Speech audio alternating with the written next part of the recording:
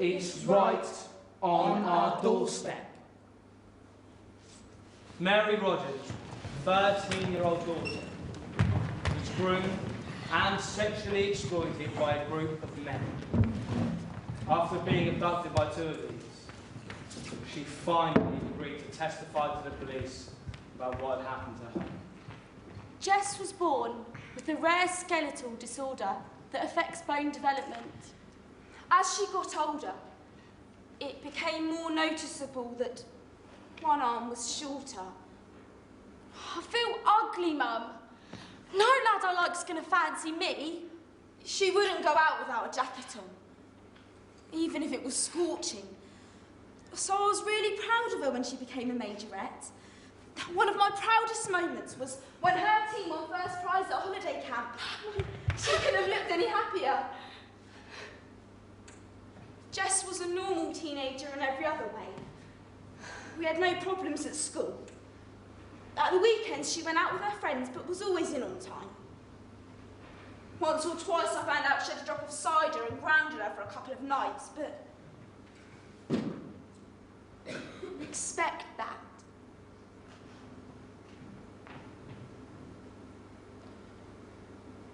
One Friday night in July 2005, however, she didn't come home.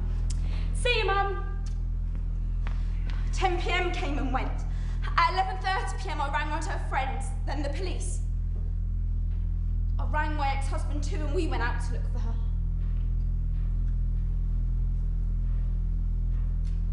That was the worst night of my life.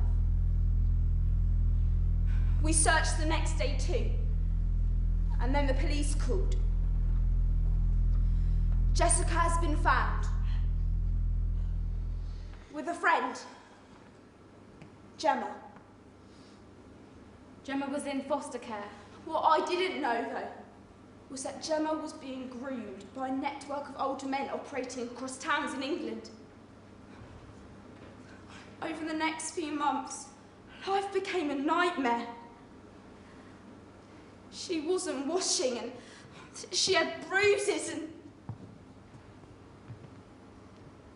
and love bites. All over. I didn't know her anymore. The worst thing for a parent is not being able to control or protect your own daughter. How do you sleep at night when your 13-year-old is out on the street somewhere? I mean, you question yourself. Is it something I've done? Have I treated her any different to my other children?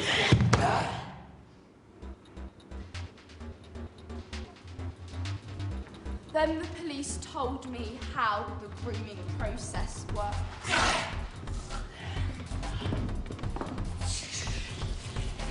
These guys drive fast cars. They're young and good looking.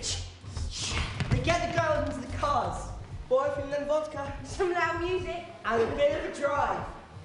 The girls may say no one night, but another night they may have had a bit of cider and say,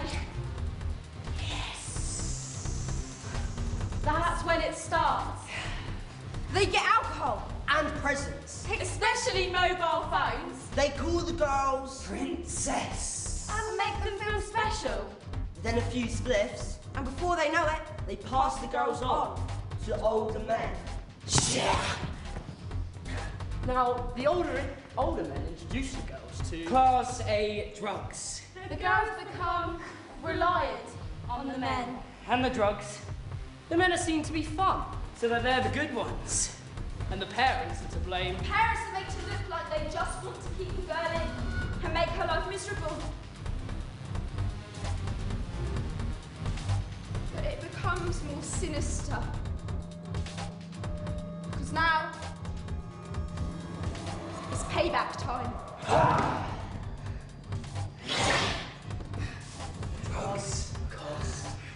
Drugs cost nothing! The girls are sent to pinch things. They're then passed around. And the men might threaten to Smash up my house! Or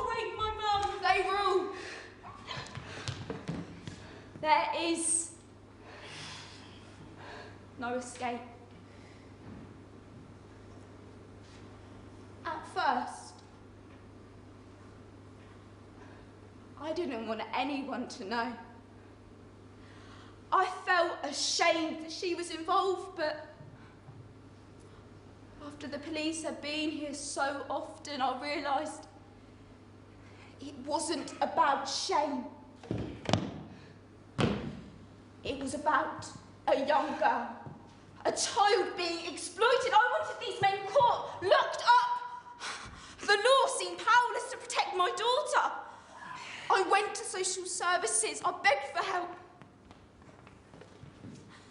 They put Jess in a foster home round the corner.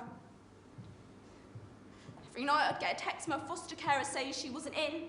Again, it was me out looking for her. I wanted her to be moved out of county. I went to my local MP. If you don't, I fear I'll find her dead in a gutter. I want something done. If you don't, I'll go to the papers.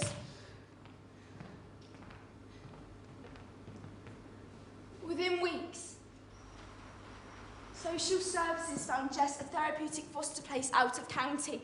And I couldn't have asked for better placement, but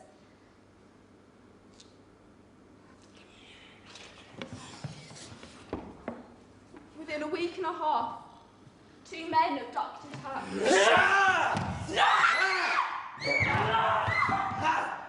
She was missing for a couple of days before she was found. With Gemma. Jess alleged she was hit with an iron bar by one of the men and chose to testify. 2 men were charged with supplying a Class A drug, detaining a child without lawful authority, and for having sex with a child under the age of 16.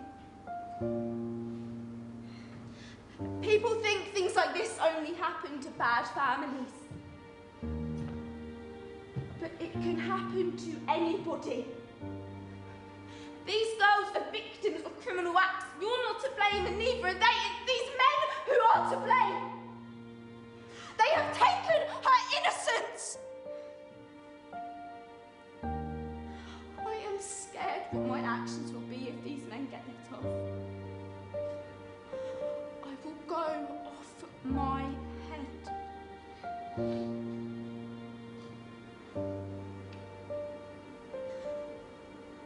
She's got problems in her head.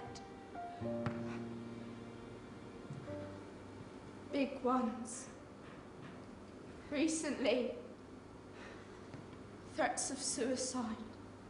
Mum, you don't know what it's like. I don't want to be here.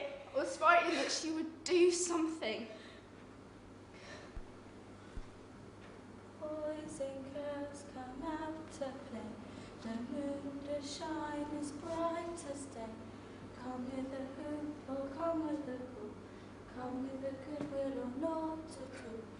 Lose your supper and lose your sleep. Come to your playground and sing. She was singing nursery rhymes and getting all the stuff up from when she was little. She had this majorette's medal round her neck. I want to die with this medal on. It was my favourite time. There are loopholes in the law. Sex with someone under 16 is illegal. But prosecution relies on the testimony of the child. In practice, when a child is over 13, she has to testify. The men know that. They groom the girls to have sex with them as they turn 13. The girls are too frightened to give evidence. Or don't always fully understand that they were groomed. And that these men Were not real boyfriends. I want to put a stop to this. And that's why I'm speaking out. This is happening on our doorstep. No one warned me about sexual exploitation. No one warned me that there are these lads who drive around in their posh cars listening to loud music, trying to groom young girls, and